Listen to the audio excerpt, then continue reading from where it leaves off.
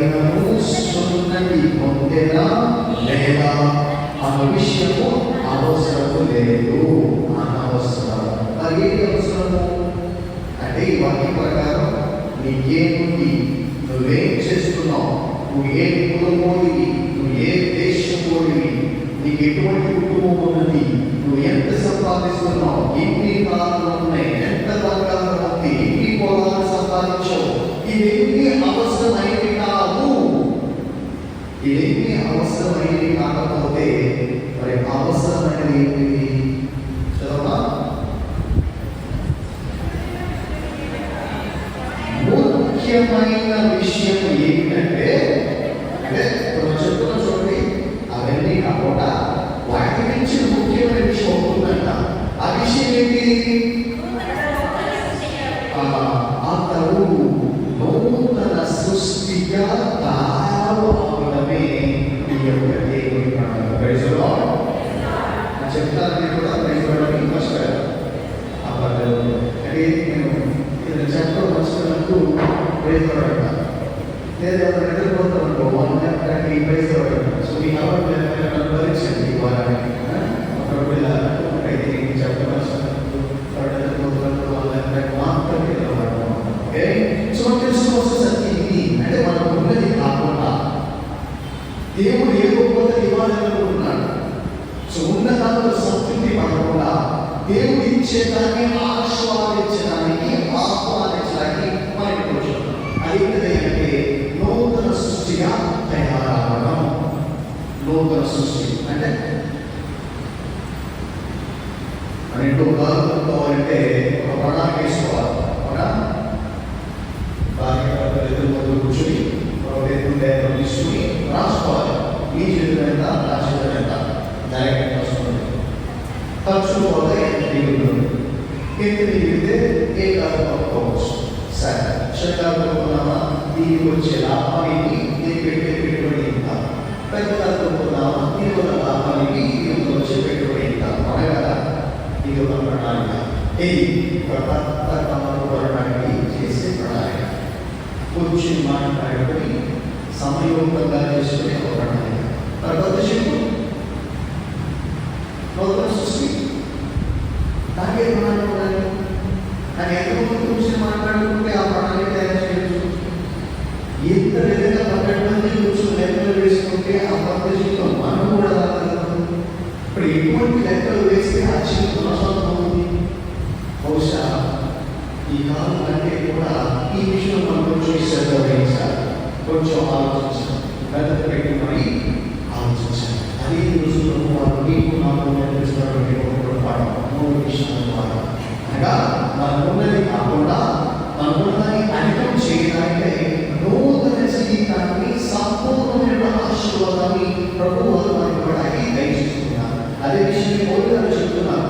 నేను నా శరీరంపై శిలువ ముద్రను మోయించున్నాను, శ్రమలు అని క్రీస్తులోని ముద్రను వేయించున్నాను. ఎందువల్ల ఆ శ్రమల ద్వారా నాకు ఆ నూతన జీవం వచ్చింది. ఆ శ్రమల ద్వారా ఆ నూతన సృష్టిలో నేను భాగస్తున్నాను. అదే నూతన సృష్టి నీకు కావాలా? అదే నూతన సృష్టిలో నువ్వు కూడా పాల్గొంచుకోవాలనుకుంటున్నావా? నీకున్నటువంటి అనేకమైన సౌకర్యాలు నీ నూతన జీవితాన్ని కూడా జతం చేర్చుకోవాలి అనుకుంటున్నావా?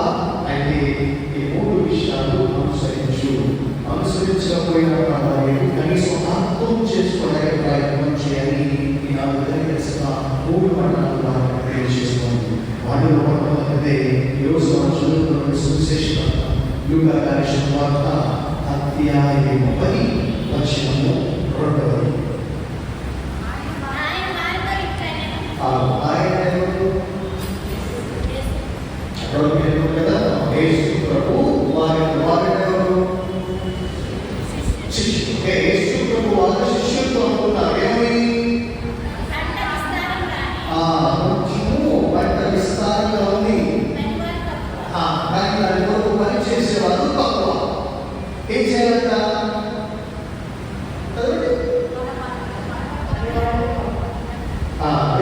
సరే పంట ఇప్పుడు ఏం చేస్తారు? మీ పొలంలో పంట ఎక్కువ చేస్తారు.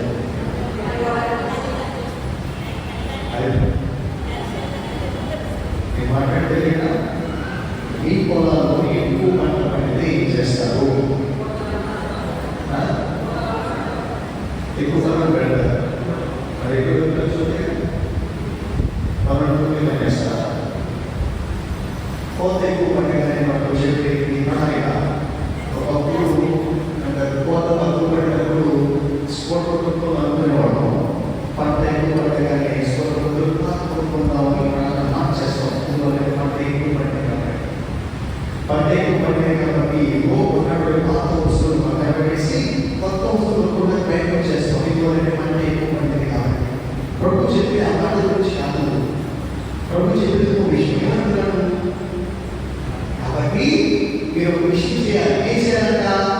ప్రార్థించండి. ఎందుకు ప్రార్థన చేయాలి? ప్రభువు పనివారిని పంపించాలని ప్రార్థన చేయండి. సరే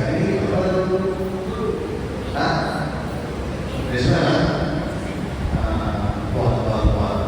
2 రోజులు గమనించిన విషయం ఏంటంటే ఈ సంఘర్షణలో కూడా గురువు గురించి ప్రార్థన చేస్తారు. చాలా విశేషం. Thank you.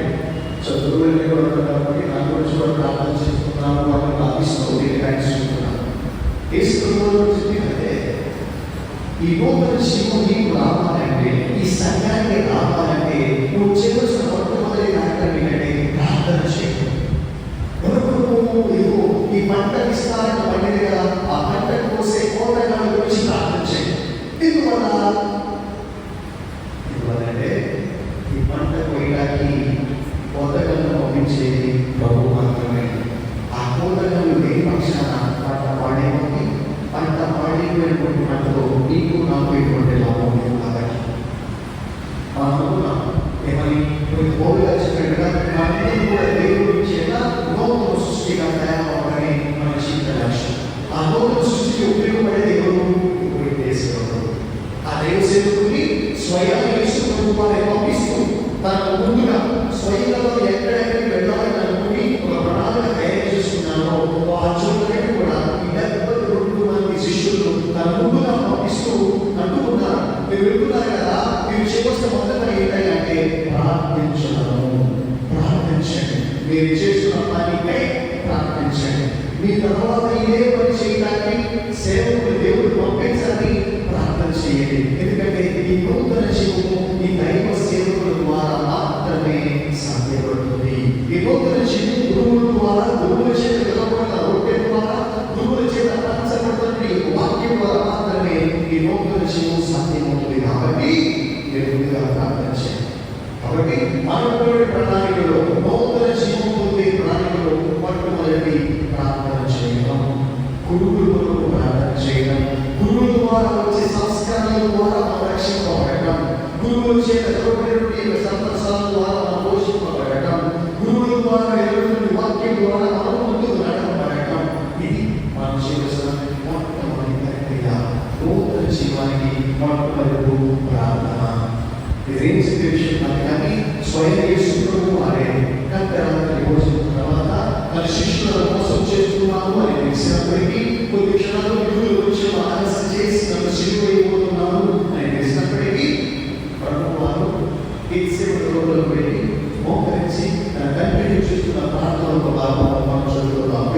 శుభవార్త 17వ అధ్యాయం 17వ వచనం చూసినట్లయితే ఆ విషయం అర్థమవుతుంది. యేసు ప్రభు వారు స్వయం ప్రార్థన చేస్తున్నారు. తన గురించి కాదు, తన రాబోయేటువంటి మాట గురించి కాదు, తను చేసినటువంటి ఒక మహిళ గురించి కాదు, కానీ ఒక విషయం ప్రార్థన చేస్తున్నారు. ఏమని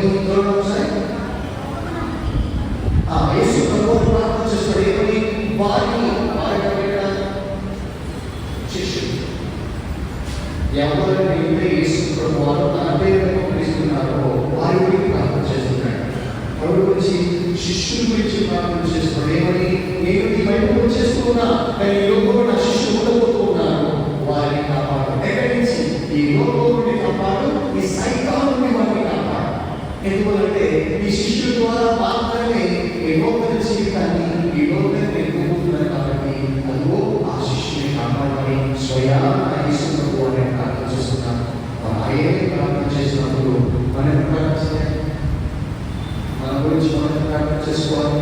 మన గురువు పనిచేసి మన గురువు గురించి ప్రార్థన చేసుకోవాలి. రాబోయే రోజుల్లో ఎంతో మంది గురువులు గురించి మంచిగా ప్రార్థన చేసుకోవాలి. గురువులు ఎంతో మంది సత్య జీవాన్ని తీసుకుని జీవాన్ని పొందాలంటే మరి ఎంతో మంది గురువులు కావాలి. వారి గురించి మనం ఎంతో ప్రార్థన చేయగలమా? ప్రార్థన చేయగలిగితే ఏదో నూతన సృష్టిలో భాగస్తుంది. నూతన జీవితం నీకు కూడా ఆ వరప్రసాదం కావాలంటే మనం చేయవలసింది ప్రార్థన. కాబట్టి ఆ ప్రార్థన ఎంతో కొంత సమయం కేటాయిద్దాం. ఆ ప్రార్థనలో కలిసిపోవద్దు, నిరుత్సాహపడవద్దు. అది జరగకపోయినా, కావలసింది రాకపోయినా నిరుత్సాహం దేవుడికి వెన్నుగా చూపవద్దు. ప్రార్థనతో ఎదుర్కొన్నా, ప్రార్థనతో సమాధానం తెలుసుకున్నా, ఆ ప్రార్థనతో ఇది మనం తెలుసుకోవాల్సిన మొదటి విషయం. లూకా సువార్త అధ్యాయం 10:6.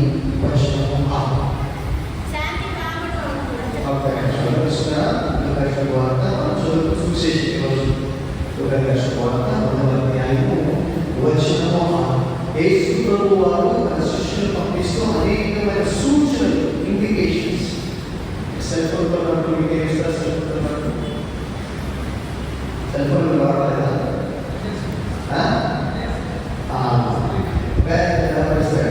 ఇంగ్లీషు, కొరియా, చైనా అనే భాషలు ఉండేదాంట్లో ఏంటంటే ఇన్స్ట్రక్షన్స్, అంటే ఈ సెల్ ఫోన్ ఎలా వాడుకోవాలో, ఎలా స్టార్ట్ చేయాలో కొన్ని సూచనలు. అంటే ఈ ఆయుధం యంత్రాలు పని చేయాలంటే ఇవి తప్పనిసరి. ఇవి చేయకుండా ఇష్టం చేస్తే అది పని చేయాలి. అంతేనా? అంతేనా? ఓకే. మరి యేసు ప్రభువు వారు కూడా శిష్యులు పంపిస్తున్నాడు కదా. యేసు ప్రభువు వారు చెప్పినట్టుగా జరగాలంటే కొన్ని సూచనలు ఉంటాయి. పాటించాలి. సూచన పాటించిన లక్ష్యంగా అయ్యో ఆ నూతన శుభాకారాలు మూడు వల్ల ఎవరికి అంటే ఇన్స్ట్రక్షన్స్ ఇస్తున్నారు. ఆయన అనేక సూచనలు ఇది ఒకటి. మీకు ఒకళ్ళేదండి, మీకు వాళ్ళు డబ్బులు తీసుకుంటారు, రెండో వస్త్రం తీసుకెళ్ళదు, ఎక్కడికైనా కానీ అందరికి శుభకరంగా కలిగించండి. ఏ గృహమైనా ఆహ్వానిస్తున్న గృహంలోకి అక్కడే ఉండండి. ఇల్లు అంటూ జరగవద్దు. అక్కడ శాంతి కాములు ఉంటాయంటే వారికి శాంతి రక్షాలి. చదువుకున్నట్లయితే మీరు ఏ గృహంలో ప్రవేశించి అక్కడ మీకు శాంతి కలుగుగా నిర్మిస్తారో ఆ గృహంలో కలుగ కలుగుతే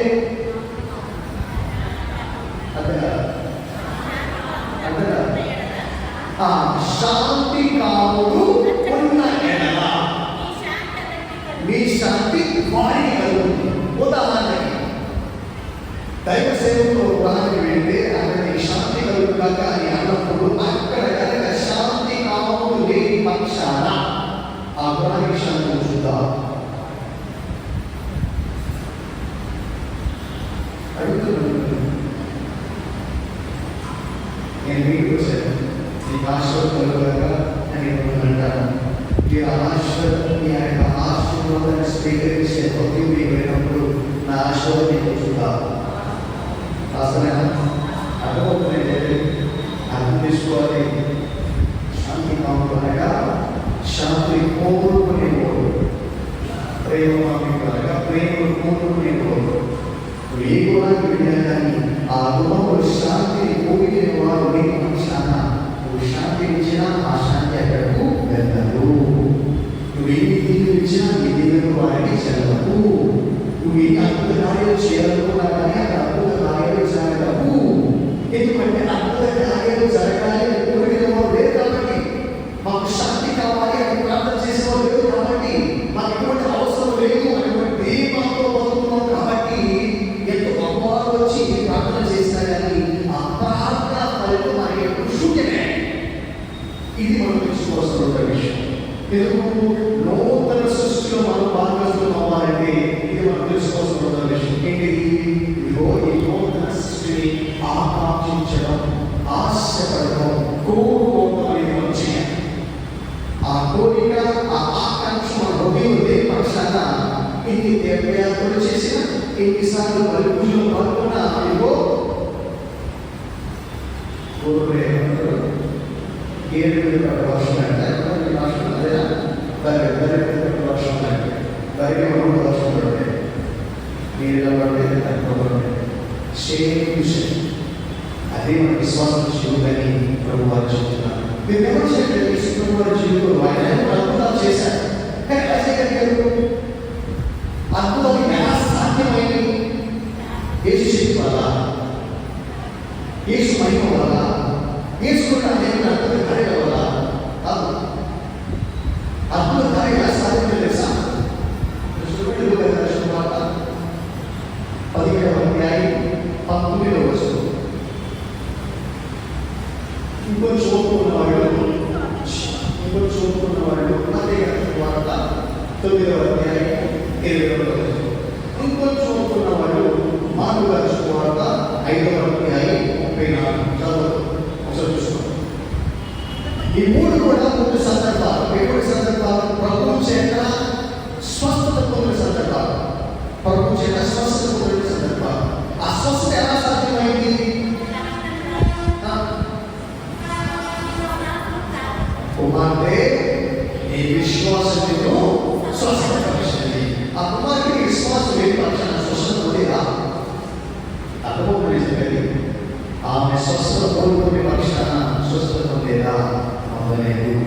నువ్వు శాంతిని ఆలోచించినప్పుడు నీకు శాంతి కలుగుతుందా? కలగదు. నీకు ఆరోగ్యం బాగోనప్పుడు ఆరోగ్యం కోరుకున్నప్పుడు నీ ఆరోగ్యం వస్తుందా? ఆరోగ్యం రాదు. ఈ దైవసేవకులు ఇంటికి వచ్చి ఎన్ని బోధించినా ఎన్ని చేసినా నువ్వు దాన్ని కోరుకున్నప్పుడు, ఆహ్వానించినప్పుడు, ఆస్వాదించినప్పుడు ఎన్ని చేసినా వ్యర్థమే. ఇది మనం తెలుసుకోవాల్సిన రెండవ సత్యం, పాటించవలసిన సత్యం. అనగా అబద్ధ జీవితాన్ని దేవుడు నడిపిస్తూ ఉండగా దాన్ని మనం కోరుకుందాం, దానిపై ఆశపడదాం, దానిపై మనం తిరుగుదాం. వ్యక్తి దాన్ని పట్టుకోవడం, పట్టుకున్నానే ఆస్వాదించడం. అదే నూతన జీవితానికి రెండు నెట్టు. మొదటి ప్రార్థన చేస్తే ఇదిగో రెండో నెట్టు. ఆ ప్రార్థనలో ప్రార్థన చేసే దాన్ని మన మనసులో కోరుకున్నట్లయితే ఆ కోరిక నీ జీవితంలో నెరవేరుతుంది. యేసు ప్రభువు అన్ని మహిమకార్యాలు చేయగలిగారంటే ఆయన శక్తి వల్ల మాత్రం మొదలక ఆ శిష్యులు, ఆ ప్రజలు విశ్వాసంలో అడిగి ఆయనపై నమ్మకం ఉంచడం వల్ల మాత్రమే అద్భుతాలు జరిగిందని దేవుడు వారిని స్పష్టంగా నిర్దేశిస్తుంది. కాబట్టి పెట్టుకున్నాం. రెండవది దేవుడి మీద నూతన సృష్టి. మనం కూడా ఆకాంక్షతో దానిపై ఆశపడడం, దానిపై పడడం. Praise the lord, praise the lord. మరైతే ఇంతకీ ఈ కొత్త సృష్టి అంటే ప్రశ్న మొదలుపెట్టాలి. వాయిస్ కొత్త సృష్టి, కొత్త సృష్టి, కొత్త సృష్టి. దానివల్ల వచ్చిన నష్టం ఏంటి? లాభం. దానివల్ల అది ఎలా ఉంటుంది అని మనం ప్రశ్నించుకోవాలి. కొత్త సృష్టి ఏదో కాదు. ఈ నాలుగు చూస్తున్నటువంటి మొదటి యెషయా ప్రవక్త గారి ద్వారా యాభై వరకు మనకు వివరిస్తున్నటువంటి కొత్త ప్రపంచం, కొత్త సృష్టి. ఆ సృష్టి ఏంటంటే అంటే చూడండి, యెషయా గారి ప్రవక్త 66వ అధ్యాయము 14వ వచనం. స్పష్టంగా అందరికీ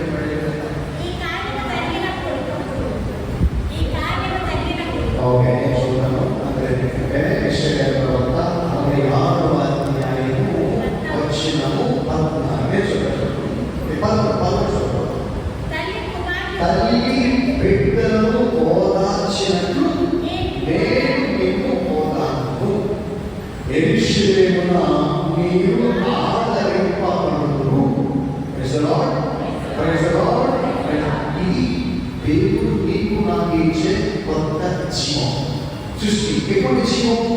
ఆదరింపబడే జీవం, ఆనందింపబడే జీవం, ఓదార్పు పొందే జీవం. కష్టాలు వచ్చినప్పుడు, సమస్యలు వచ్చినప్పుడు ఎటువైపు వెళ్ళాలో తెలియని సందర్భంలో మార్గదర్శనమయ్యే జీవం.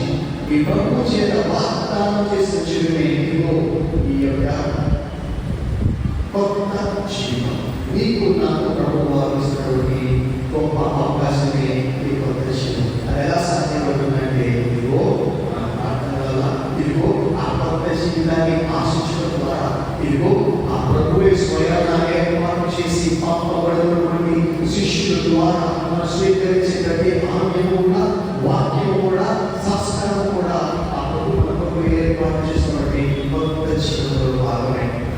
కాబట్టి ఒడుకులో ఉన్నావా, బాధతో ఉన్నావా, ఆనందం లేక ఉండిపోతున్నావా, కుటుంబ సమస్యల్లో, ఆర్థిక సమస్యలు ఎండిపోయి ఉన్నావా, ఆనందించు, ఆనందించు. ఎందుకంటే ఒక తల్లి బిడ్డలు ఏ విధంగా అయితే ఓదార్చగలి, ఒక తల్లి బిడ్డలు కావాల్సిన అవసరం ఎలా తీర్చగలరో, ఒక తల్లి బిడ్డలు ఏ విధంగా కాపాడగలరో, ఒక తల్లి బిడ్డకి ఏ విధమైనటువంటి ఎంతో దూరమైన వెళ్ళగలదో అంత దూరము అన్ని కార్యక్రమాలు అన్ని కూడా ప్రభువు నీకు చేయడానికి సిద్ధంగా ఉన్నాడు.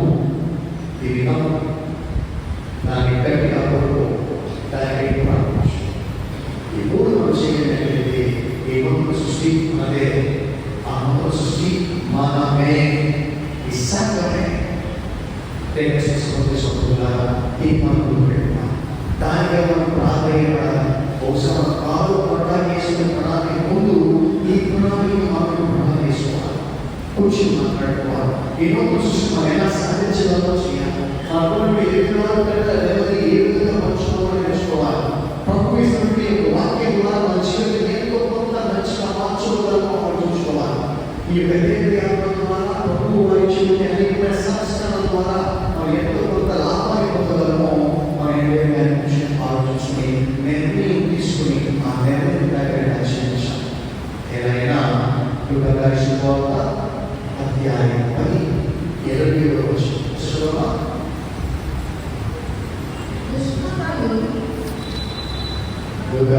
వార్త అధ్యాయం 10 వచనము 20.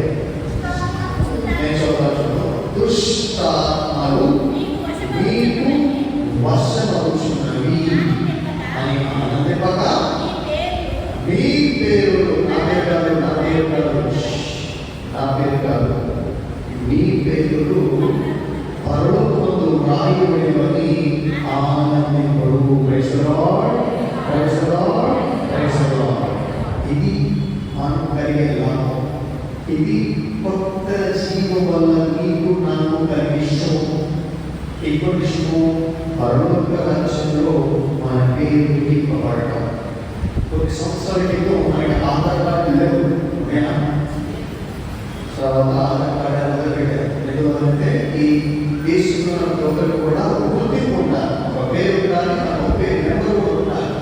ఎక్కడికైనా కానీ ఆ కార్డు పలానా అమ్మాయిని పలానా ఊరు నుంచి పలానా చేస్తారు, ఆ వయసు ఎంత అంటే ఆధార్ కార్డు ఉండేది. అది లేకపోతే నేను గుర్తింపు లేదు. ఒక రకంగా ఈ భారతదేశంలో నువ్వు కొట్టలేదు, నువ్వు జీవించలేదు, నువ్వు ఎక్కిస్తావు అన్నాడు. అంత ముఖ్యమైన అది భారతదేశంలో ఉంటాయి. అక్కడ అంత ముఖ్యమైనప్పుడు ఈ 60 సంవత్సరాలు జీవించిన తర్వాత నిత్యము జీవించే జీవితాన్ని కూడా కాకుండా కదా, మరి కాకుండా మన పేరు ఉండాలి కదా, దాని మీద కూడా మన గుర్తింపు ఉండాలి కదా. ఏ ఊరు, ఏ సంఘము, ఏ జ్ఞాపకం తీసుకోవడం అనేది రహస్యం ఉండాలి కదా. మరి ఎలా సాధ్యం? ఆ కాడే కదా నూతన జీవం దేవుడు ఇచ్చేటువంటి వస్త జీవితం. అదే ప్రభువు చెప్తున్నాడు. ఆనందించండి. ఈ ప్రార్థన చేయడం వల్ల, ఈ కొత్త జీవితాన్ని కోరుకోవడం వల్ల ఇదిగో ప్రభు చేత ఆదరింపబడుతూ ఆయన చేత ఆనందపడుతున్న మీరందరూ కూడా వచ్చే బొమ్మలు మీరు పరలోకమంది మీరు భయపడడం. అప్పుడు నిశ్చితంగా ఉండండి, ధైర్యంగా ఉండండి, గురువు మీద చేసుకుని హాయిగా. ఎందుకంటే మీ పేర్లు అలాగే పరలోకాలు కాబట్టి ఇప్పుడు చీకూర్చుకోలేకుండా బండి ఉన్నా లేకపోయినా, కాదు ఉన్నా లేకపోయినా, టికెట్ ఉన్నా లేకపోయినా, మన తల్లిదండ్రులు మీరు చూసుకోకపోయినా, పిల్లల తల్లిదండ్రులు చూసుకోలేకపోయినా కానీ ఇదిగో ఈ పేరు నా పేరు పరలోక రాజ్యంలో రాయబడింది కాబట్టి దాని గురించి ఆనందిస్తూ ఆ దేవుడి ఇచ్చిన నూతన సృష్టిని అనుభవిస్తూ ప్రార్థన ద్వారా దాన్ని జ్ఞాపించడం ద్వారా ఆ ప్రపంచ ఓదార్పును పొందుతూ మన విశ్వాసం ముందు తీసుకెళ్తూ దీనికి కావాల్సిన శక్తి సామర్థ్యాలను నిత్యము ఈ యొక్క దైవ ఆలయం ద్వారా మనకు దేవుడు అందించాలని ప్రార్థన చేస్తూ మన రిలేషన్ బట్టి విశ్వాసం చెప్తున్నాం.